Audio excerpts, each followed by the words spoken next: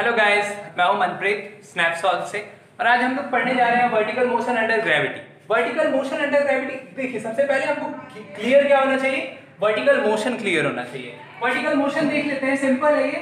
हमारे earth surface से जो परपेंडिकुलरली जो मोशन हो रहा है, परपेंडिकुलर मतलब 90 डिग्री का एंगल जो बना रहा है हमारे अर्थ सरफेस से, उस मोशन को हम क्या कहेंगे, वर्टिकल मोशन कहेंगे। ये मोशन दो तरह का हो सकता है, देख सकते हैं, ऊपर अपवर्ड होगा और डाउनवर्ड भी है।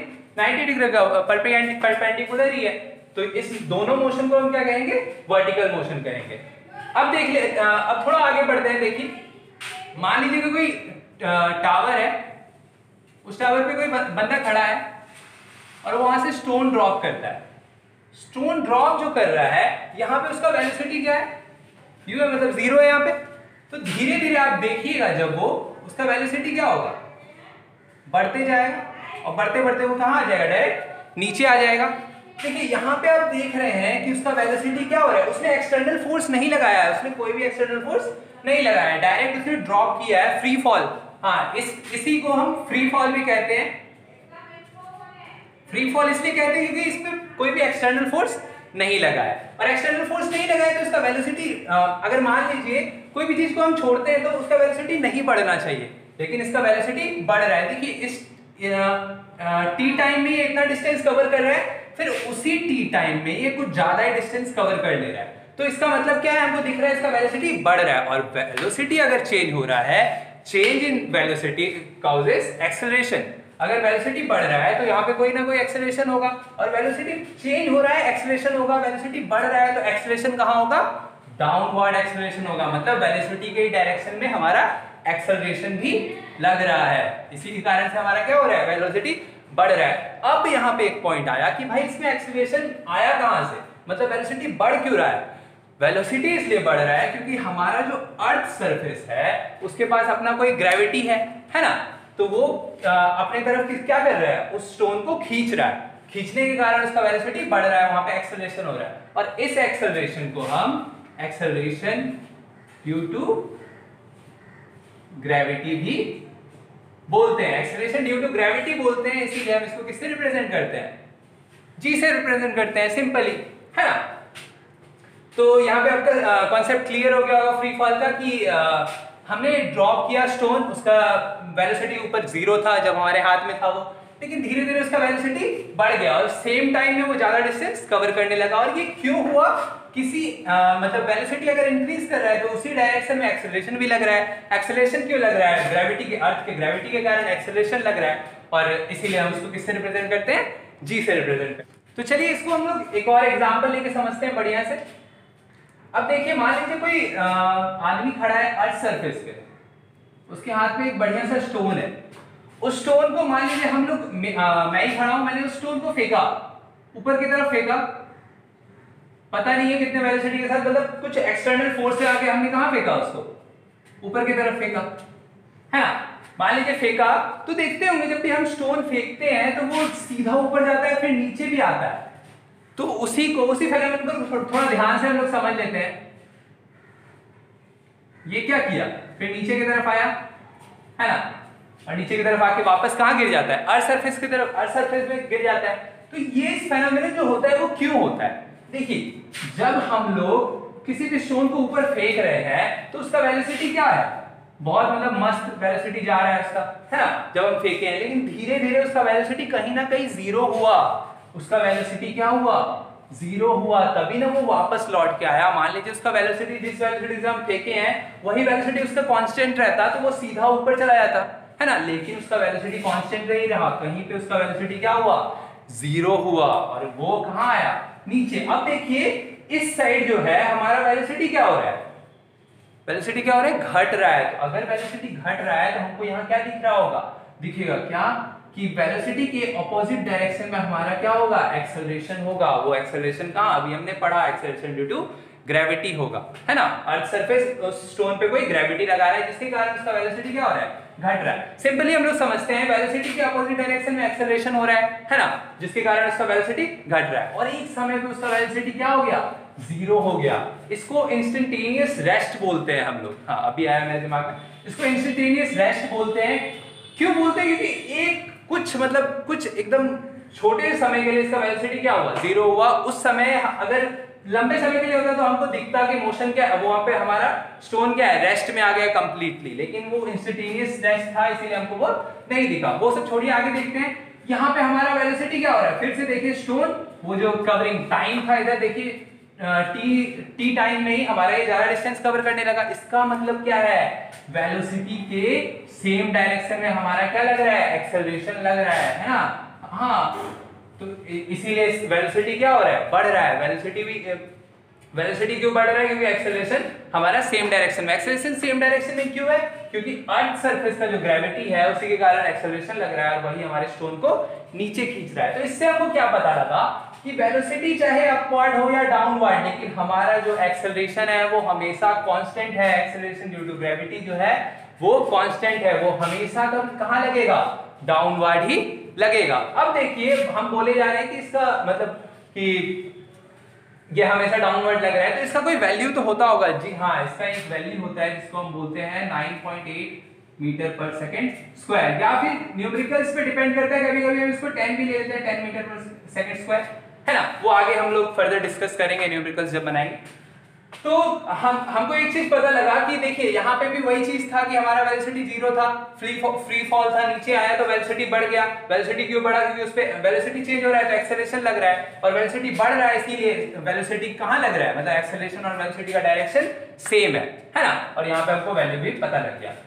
तो चलिए अब हम लोग आगे बढ़ते हैं। कैलकुलेटिंग द वैल्यू ऑफ जी ये कुछ नहीं, वही एक्सेलरेशन ड्यू टू ग्रेविटी जिसका 9.8 मीटर पर सेकंड स्क्वायर मान रहे थे वही था। अब देखिए हाँ, इसको कैलकुलेट, एक और पॉइंट, हमने जो पहले फेनोमेनन किया, जो भी फेनोमेनन देखा, एयर रेजिस्टेंस हमारा क्या था, 0 था। तो चलिए इसको करते हैं। According to universal law of gravitation, universal law of gravitation क्या कहता है, यूनिवर्स का कोई भी दो ऑब्जेक्ट अगर है वो एक दूसरे को जिस फोर्स के साथ खींचेगा उस फोर्स का वैल्यू क्या होगा। पहले तो ये है तो g, इसका कोई मास होगा इन दोनों का m1 m2 बाय r²। ये r क्या है, इन दोनों के बीच का जो डिस्टेंस है, सेंटर्स, दोनों के सेंटर्स के बीच का जो डिस्टेंस है उसको हम क्या कहते हैं, r, उसका स्क्वायर। और ये g क्या है, ये ग्रेविटेशन कांस्टेंट है, और ये दोनों का मास, तो ये हमारे पास आ गया। अब देखिए मान लीजिए इसको मतलब निकालने के लिए हमको मानना पड़ेगा, मान लीजिए हमारा ये अर्थ है, ठीक है, अर्थ पे कोई लड़का खड़ा है, कोई भी, मैं, हम ही खड़े हैं, ठीक है। अर्थ जो इसको अपनी तरफ अट्रैक्ट करेगा तो अपने सेंटर की तरफ अट्रैक्ट करेगा, क्योंकि उसका जो ग्रेविटी है उसके पास, तो वो खींच रहा है अपनी तरफ, तो सेंटर की तरफ अट्रैक्ट करेगा, बिल्कुल।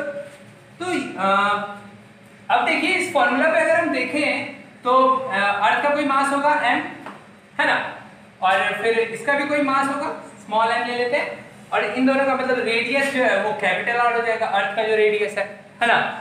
तो अब देखिए इससे हमको इस पे जब बिठाएं तो हमको क्या पता लगा, F इज इक्वल टू क्या हो जाएगा, पहले तो G, उसके बाद m बाय r², है ना। अब देखिए हमको क्या पता लगता है इससे कि फोर्स जो है इन दोनों के बीच का जो फोर्स था वही इन दोनों के बीच का है, यहां पे हमने बिठा दिया। अब देखिए वी नो डैट कि फोर्स क्या होता है, ma होता है, ma यहां पे क्या है, g है हमारा, है ना। मतलब यहां पे देखिए क्या है, m, a क्या है, एक्सेलरेशन ड्यू टू ग्रेविटी है, तो यहां पे हम a की जगह क्या लिख सकते हैं, g लिख सकते हैं। तो देखिए ये फोर्स ही है दोनों, तो हम बोल सकते हैं जब दोनों को इक्वेट करेंगे क्या हो जाएगा, mg इज इक्वल टू क्या हो जाएगा, capital G m bye r², है ना। m कट गया, यहां से हमारा क्या आ गया, g is equal to gm by r²। अब देखिए यहाँ पे हम लोग देख रहे हैं कि मास से क्या हो गया है, इंडिपेंडेंट हो गया ये, है ना। तो यहाँ पे लिख सकते हैं G इज इंडिपेंडेंट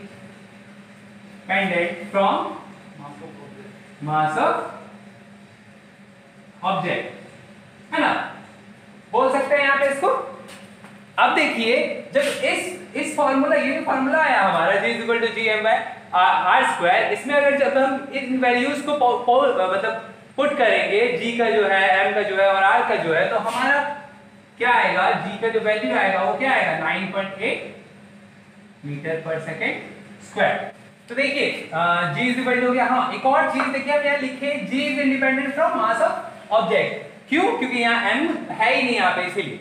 और देखिए एक और चीज, ये g क्या होगा, हमेशा क्या होगा, कांस्टेंट होगा, चाहे हमारा इतू सा ऑब्जेक्ट हो या बड़ा जैसा हो। और एक और चीज हमने मतलब अगर आप कोई वैक्यूम है, वैक्यूम रूम है और उसमें या वैक्यूम चीज है, उसमें अगर हम हैमर और या फिर कोई भी छोटा सा पेज या कोई भी पंप को अगर साथ में गिराएंगे तो वो दोनों क्या गिरेगा, साथ में कहाँ आएगा, अर्थ सरफेस को टच करेगा। वैक्यूम होना चाहिए, वहां एयर नहीं होना चाहिए। क्यों? क्योंकि ये जो है ये मास ऑफ द ऑब्जेक्ट से इंडिपेंडेंट है। तो देखिए अब बात करते हैं हम लोग न्यूमेरिकल्स की। न्यूमेरिकल्स से पहले हमको फार्मूलाज वगैरह देखने होंगे, थोड़े देख लेते हैं।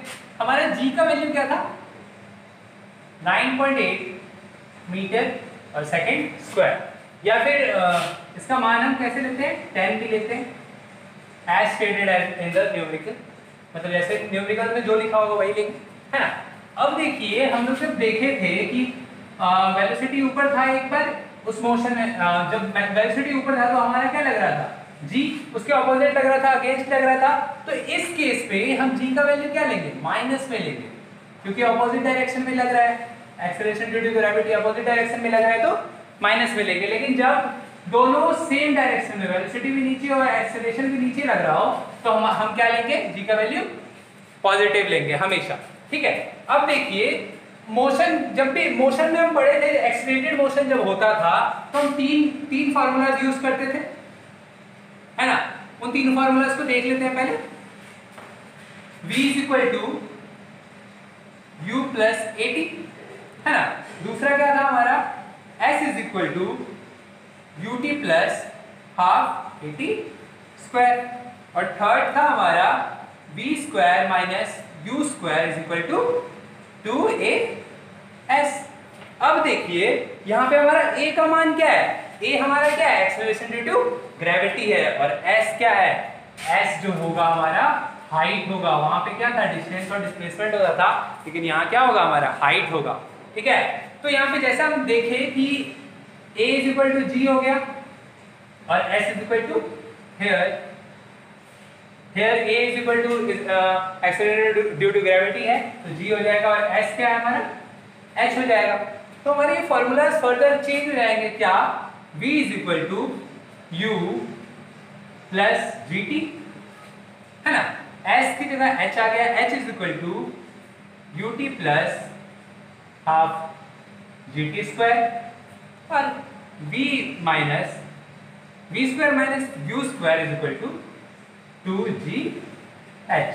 हमारे ये सारे बेसिक फार्मूलाज इसके न्यूमेरिकल्स में यूज होंगे। तो चलिए देखते हैं न्यूमेरिकल हमको क्या कहता है। A stone falls from a building and reaches the ground after 2.5 seconds. How high is the building? हमको देखिए, हमको बोल रहा है कि मान लीजिए एक बिल्डिंग है, हमारी एक बिल्डिंग है, ठीक है। वहां से कोई लड़का या मतलब स्टोन एक गिर रहा है, ठीक है। एक जब स्टोन गिर रहा है तो कहाँ आया, ग्राउंड पे आएगा ये पक्का, क्योंकि एक्सेलरेशन ड्यू टू ग्रेविटी है, अर्थ का ग्रेविटी उसको खींच रहा है, तो वो कहाँ आ जाएगा, अर्थ सरफेस पे आ ही जाएगा। अब देखिए उसको जो ये टाइम लग रहा है, यहां से यहां आने में टाइम लग रहा है, वो कितना है, 2.5 सेकेंड्स लग रहे हैं उसको, है ना। अब देखिए जब यहाँ पे वो जो स्टोन था ऊपर में, तो उसका वहां पे वेलोसिटी क्या होगा, 0 होगा हमेशा। अब हमको क्या पूछ रहा है, u दिया हुआ है, t दिया हुआ है, पूछ रहा है हमारा बिल्डिंग का जो हाइट है उसको हम h ले लेते हैं, ये कितना होगा। तो देखिए जैसे मतलब स्टार्ट करते हैं, जब भी हम क्वेश्चन स्टार्ट करते हैं तो गिवन लिखते हैं पहले। तो गिवन हमारा क्या है, u है, u is equal to 0, t है, t इज इक्वल टू कितना है, 2.5 सेकेंड। और देखिए क्या चीज है यहाँ पे, g हमारा ये। हाँ, एक और चीज यहाँ से क्वेश्चन होता है कि g का मान हम पॉजिटिव क्यों लिए। पॉजिटिव इसलिए लिए क्योंकि वेलोसिटी और जो हमारा एक्सेलरेशन ड्यू टू ग्रेविटी का जो मान है वो दोनों क्या है, सेम डायरेक्शन में है, सेम डायरेक्शन में, इसीलिए क्या लिए। अभी मैंने बताया था कि अगर ऑपोजिट डायरेक्शन में होता है तो नेगेटिव लेते हैं, नहीं, लेकिन यहाँ क्या है, और निकालना क्या है हमको, h का मान निकालना है ना। तो अब देखिए सिंपल, पहले देखिए हमको मैच करना होगा इसके लिए u t g h, ये चारों चीज हमारे इन तीनों में से कौन से फॉर्मूला में है। इसमें तो देखिए दोनों में v है क्या, यहाँ नहीं है, तो हमारा क्या सेकेंड लॉ मोशन का लग जाएगा, सेकेंड फॉर्मूला लग जाएगा। तो देखिए h इज इक्वल टू क्या हो जाएगा, ut plus half gt square, है ना। तो h इज इक्वल टू क्या, h का वैल्यू निकालना है, यहाँ पे देख लेते हैं। u क्या है हमारा, 0 है, h है 0 है, तो 0 इंटू 2.5 इंटू नहीं प्लस है, प्लस हाफ, g क्या है हमारा 9.8, फिर यहाँ t क्या है हमारा 2.5 का स्क्वायर, है ना। अब देखिए यहाँ पे ये तो पूरा 0 ही हो गया, ये क्या हो जाएगा 4.9, है ना 4.9। अब देखिए यहाँ पे क्या हो जाएगा हमारा h is equal to 4.9 into 6.25, है ना। अब जब हम इन दोनों को मल्टीप्लाई करेंगे तो हमारा h का वैल्यू आ जाएगा 30.62 मीटर। ये हमारा क्वेश्चन सॉल्व हो गया। तो चलिए अब आते हैं हम लोग सेकंड न्यूमेरिकल पे। A stone is allowed to fall freely from the top of a tower. देखिए एक 100 मीटर हाई टावर है, वहां से मतलब फ्रीली, फ्री फॉल जो बताए थे वही वाला, एक स्टोन को छोड़ा गया है वहां से, और सेम टाइम पे वर्टिकली अपवर्ड ग्राउंड से कितने वेलोसिटी के साथ, 25 मीटर पर सेकंड वेलोसिटी के साथ एक स्टोन को अपवर्ड डायरेक्शन में फेंका गया है। तो देखिए कहानी कुछ इस तरह की है, मतलब एक टावर है, वहां से एक स्टोन को गिराया गया है, किस साइड, नीचे के साइड गिराया गया है फ्रीली, है ना। और सेम टाइम में एक स्टोन को कहां फेंका गया है, अपवर्ड डायरेक्शन में फेंका गया है। टावर की हाइट हमको कितनी दी हुई है, 100 मीटर दी हुई है ना। अब देखिए हमसे पूछता है calculate when and where the two stone will meet. अब देखिए हमको पूछा क्या है, टाइम पूछा है कि कब वो मिलते हैं और कहां मिलते हैं, हाइट और टाइम पूछा है। तो मान लीजिए ये जो स्टोन है ऊपर से फेंका गया है, तो इसका वेलोसिटी क्या होगा, 0 होगा, 0 वेलोसिटी के साथ फ्री फॉल लिखा है। तो अब देखिए लेकिन सेकंड स्टोन की वेलोसिटी हमको गिवन है क्या, v = 25 मीटर पर सेकेंड हमको गिवन है। अब देखिए मान लीजिए ये स्टोन कहां जा रहा है, अपवर्ड डायरेक्शन में जा रहा है, और ये डाउनवर्ड डायरेक्शन में आ रहा है। एक पॉइंट ले लेते हैं O जहां पे ये मिलता है, ठीक है। और इस हाइट का मान हम ले लेते हैं x ले लेते हैं, ठीक है। अब देखिए ये अगर x है तो ये कितना हो जाएगा, टोटल 100 है तो ये 100 माइनस x हो जाएगा, है ना, ठीक है। अब देखिए ये हमारा क्या हो गया, फिगर हो गया। इसमें कुछ मतलब पूरा ही समझ में आ गया। हमको पूछा क्या है, हमको यही O पॉइंट जो है ये कितना हाइट पे और कब है ये निकालना है, ठीक है। तो देख लेते हैं, पहले मान लेते हैं हम क्या कि टोटल हाइट तो पहले गिवन ही है, हमको देख लेते हैं। Given total height h is equal to कितना है हमारा, 100 मीटर, है ना। अब देखिए let the time when they meet. जब वो टाइम मिलेंगे तो उसको हम क्या ले लेते हैं, t ले लेते हैं। यहां पे मतलब जो मिलने के टाइम को हम क्या ले लिए, t ले लिए। अब देखिए क्या क्या गिवन है फॉर फर्स्ट स्टोन।